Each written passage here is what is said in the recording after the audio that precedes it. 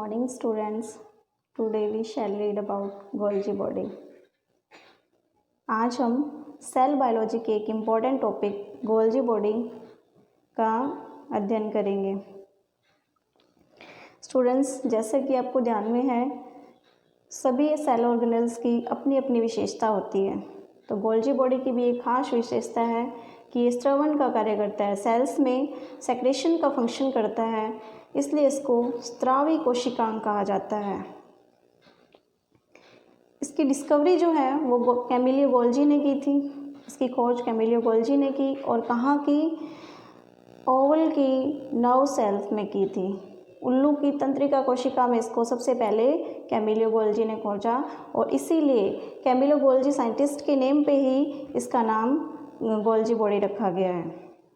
इसे कई अन्य नाम से भी जानते हैं, जैसे गोल्जी कॉम्प्लेक्स, बेकर बॉडी, किडियोसोम and lipochondria and Golgi apparatus भी इसे बोला जाता है।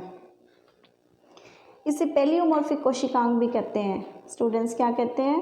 पेलियोमॉर्फिक सेल ऑर्गेनल्स भी बोलते हैं। और इसे क्यों बोलते हैं ये आपको ध्यान में रखना है, क्योंकि अलग अलग सेल्स में इसकी स्ट्रक्चर जो होती है वो अलग अलग होती है। ध्यान रखना है स्टूडेंट्स आपको। इसे पेलियोमॉर्फिक सेल ऑर्गेनल्स भी बोलते हैं। क्यों बोलते हैं? क्योंकि अलग अलग सेल्स में इसकी जो स्ट्रक्चर होती है वो अलग अलग होती है। ये प्लांट्स एंड एनिमल्स दोनों में पाया जाता है। गोल्जी बॉडी जो होता है वो प्लांट सेल्स में भी प्रेजेंट होगा एंड एनिमल सेल्स में भी प्रेजेंट होगा। तो प्लांट्स में जब प्रेजेंट होता है तो प्लांट्स में इसको डिक्टियोसोम कहा जाता है। ये आपको ध्यान में रखना है, प्लांट्स में इसको डिक्टियोसोम्स कहा जाता है। एंड गोल्जी बॉडी अपने को ध्यान में देना है। गोल्जी बॉडी कहाँ प्रेजेंट होता है, कहाँ एब्सेंट होता है, ये चीज़ आपको थोड़ी सी नोटिस करनी है। प्रोकैरियोटिक सेल्स जो होती हैं उसमें एब्सेंट होता है गोल्जी बॉडी, यानी यूकैरियोटिक सेल्स में प्रेजेंट होता है। और इसके जो अपवाद हैं वो आपको ध्यान में रखना है। फर्स्ट जो है कि गोल्जी बॉडी कहाँ नहीं पाया जाता है, इसके अपवाद देखिए। आरबीसी ऑफ मैमल्स की जो आरबीसी है, जितने भी स्तनधारी है उनकी आरबीसी है, मानव जैसे मानव की आरबीसी है, उसमें क्या होगा? गोल्जी बॉडी एब्सेंट होगा। सीव ट्यूब सेकंड है, सीव ट्यूब्स। प्लांट्स के अंदर जो सीव ट्यूब्स पाई जाती है, फ्लोएम्स के अंदर सीव ट्यूब्स पाई जाती हैं, उसमें गोल्जी बॉडी एब्सेंट होगा, उसमें आपको गोल्जी बॉडी नहीं मिलेगा। Next, fungi, bryophytes and pteridophytes के जो गैमेट्स होंगे उसमें गोल्जी बॉडी एब्सेंट होगा।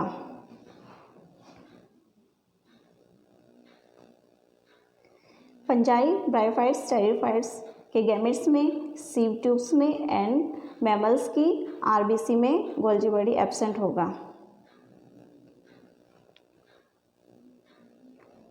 अब ध्यान देना स्टूडेंट्स, इसकी स्ट्रक्चर, गोल्जी बॉडी की स्ट्रक्चर। गोल्जी बॉडी के गोल्जी बॉडी में ऐसे कौन कौन से घटक हैं जिनसे मिलकर गोल्जी बॉडी बनता है? तो गोल्जी बॉडी जो है वो 3 कंपोनेंट से मिलकर बनता है। First cisternae, second vesicles and third tubules. First ध्यान देंगे हम सिस्टर्नी। फर्स्ट है सिस्टर्नी। सिस्टर्नी क्या होता है? सैक लाइक स्ट्रक्चर होती है, एक थैले के समान संरचना होती है। देखिए स्टूडेंट्स, ये जो आपको दिख रही है ये सिस्टर्नी है।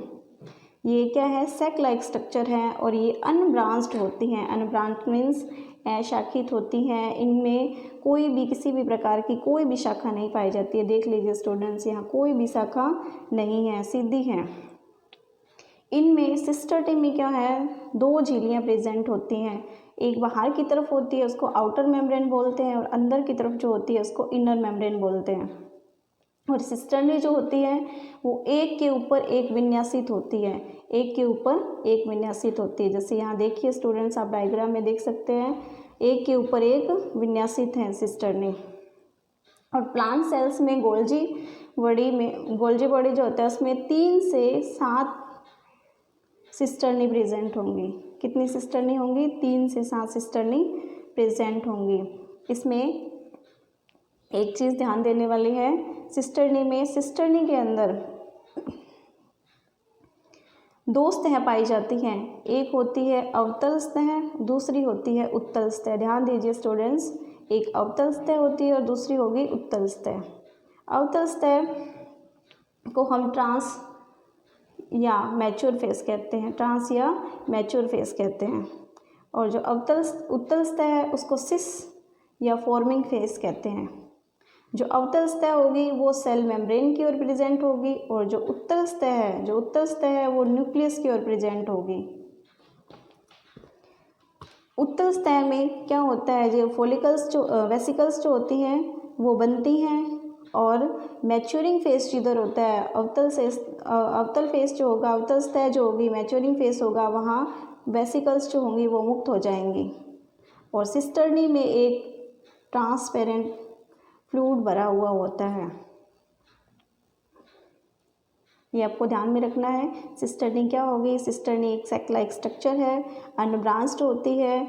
इस सिस्टर्नी में 2 मेम्ब्रेन प्रेजेंट होती है, outer membrane and inner membrane, और ये सिस्टर्नी जो होती हैं वो एक के ऊपर एक विन्यासित होती हैं।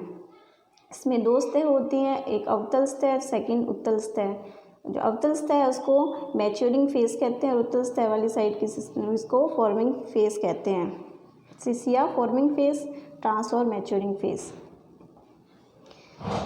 इसमें फॉर्मिंग फेस की साइड से ER से जो भी पदार्थ बनते हैं वो यहाँ से फॉर्मिंग फेस से इसके अंदर एंटर करेंगे।